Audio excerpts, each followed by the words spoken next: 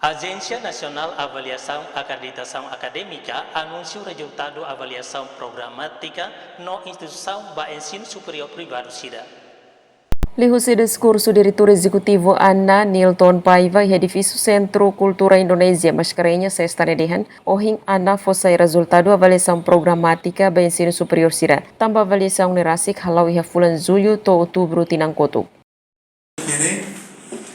ANA siasai resultado provisório musi avaliação na acreditação nebe makahalau iha dentro fulan Zulho to Outubro 2023.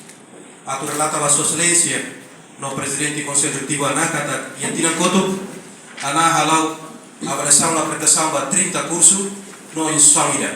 Diretor nedehan resultado nebe mak ANA fossai agora sai fahe bakada instituição no fila ba instituição makloke. Também husuba Universidade SIDA atau halo recurso. Sekarik resultado nebe fossai compara ho realidade nebe makiha precisa tu kualia e halorong sanulu resen 5 tuir lei atau bele mai halo recurso. Jacinta Siqueira, STL News.